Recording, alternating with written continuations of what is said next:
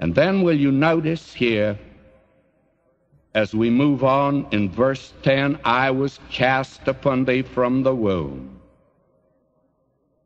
I depended on you as a little baby. I grew up in that home. You took me in your arms down to Egypt. But look at me now. My hour has come. This is the reason I've come into the world. Now, will you notice verse 12? He says, many bulls have compassed me. Strong bulls of Bashan have beset me round.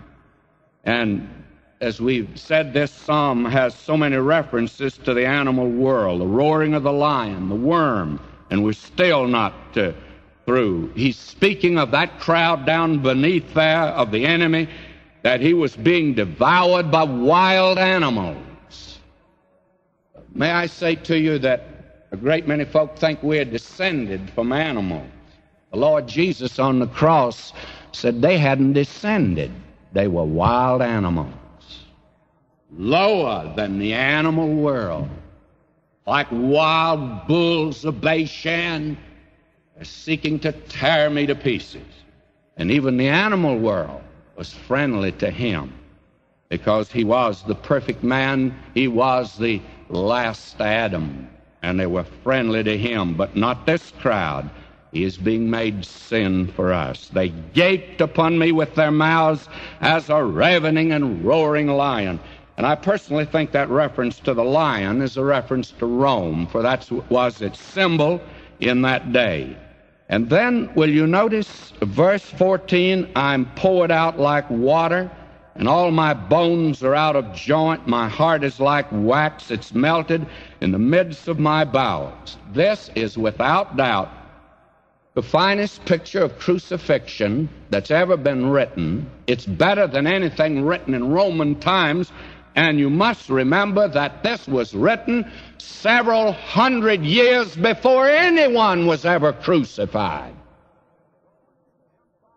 The Roman Empire hadn't even come into existence at this time. Here you have this, I'm poured out like water, excessive perspiration, and all of my bones are out of joint. You see, when a man was hanging on the cross, and the reason they kept him there so long was to make him suffer.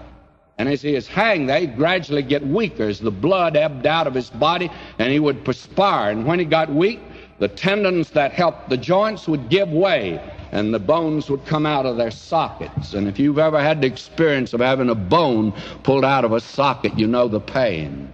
That's what happened to him. That's what he's saying here. And all my bones are out of joint.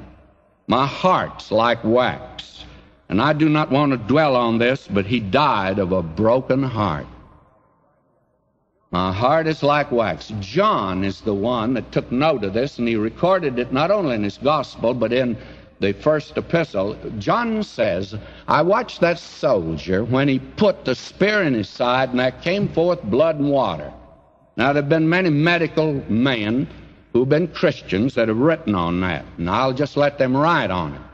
I don't think any of them have really hit it. I think that the whole intent here is to reveal to you and me the basis of our salvation, of the blood and the water being the regeneration of the Holy Spirit. There came forth both of those, but the important thing to see is that he died of a broken heart. It's melted in the midst of me. Now, will you notice as we read on here, my strength is dried up like a potsherd, and my tongue cleaveth to my jaws, and thou hast brought me into the dust of death. What did he say? Well, this is what went on in his mind. My tongue. I can't open my mouth. Thirsty. He cried out, I thirst.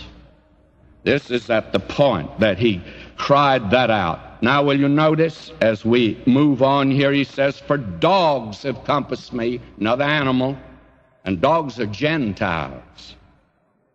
Dogs have compassed me. The assembly of the wicked have enclosed me. They pierced my hands and my feet. And that's a strange expression in a day before crucifixion was even thought of. Now, will you notice as we move on down, and I want to come down to verse 17, I may tell all my bones, they look and stare upon me. He was crucified naked. I think this was his greatest humiliation and suffering. It's difficult for us today to comprehend this in an age of nudity and pornography, in a day when there's no shame at all. And if you want to know how low we're coming in our civilization, may I say to you, and I'm not this morning as a preacher discussing certain issues today, I'm saying this, that when any individual feels like taking off his clothes in public, he's gone to the lowest. He hasn't anything of manhood or womanhood in him at all. He's as low as he can go. And I'm not starting a campaign against nudity. I'm just saying what it is. It's a revelation of how low that they're going today, and especially young people in our colleges today. We could deal with that a great deal more, but I pass on. May I say to you that we come now of that which was fulfilled at the cross. He says, they part my garments among them and cast lots upon my vesture. That happened at the cross. But be not thou far from me, O Lord, my strength. Haste thee to help me. All the way through, calling upon God to deliver him. Now, will you notice then this next verse here? But be not thou far from me, O Lord, O my strength. Haste thee to help me. Deliver my soul from the sword, my darling. And that word darling should properly be translated, my only one. This is my beloved Son, the only begotten Son of God, my only one from the power of the dog. What's he saying now? Father, into thy hands I commit my spirit.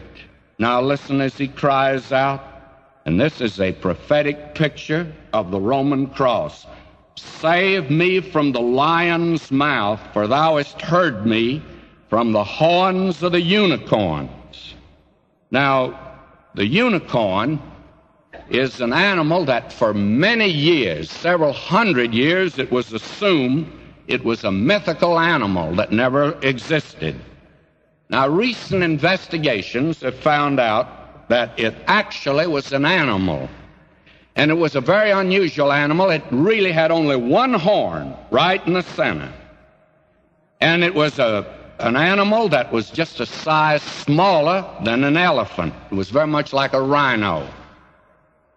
It was vicious and brutal. It was a killer. Had one horn.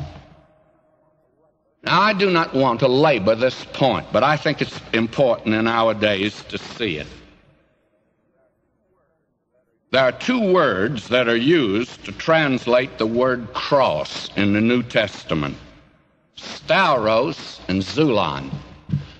And it is assumed that it's an upright with a crossbar across it, and that's what he was crucified on. May I say that you don't find that in the Word of God. And yet all over this land today, and all these new churches, and our conservative churches, they stick up a cross. He was not crucified on that. In our little book, some artists, and I don't know who did that, but they did a fine job. On the horn of a unicorn, there was just one piece of wood, that's all, just like a tree. Now, will you look at the words that are used? The word that is used, the stauros, you find it in Matthew 27:40. Now listen to this. And saying, this is what the enemy now said, Thou that destroyest the temple and buildest it in 3 days, save thyself. If thou be the Son of God, come down from the cross. Come down from the stauros. I assume that at least the enemy knew what he was crucified on. And it's not cross with a crossbar on it. It's just one upright. It doesn't any more mean cross than it means walking stick. It just means an upright. And Paul says the preaching of the cross is to them that perish foolishness. Stauros, just one piece.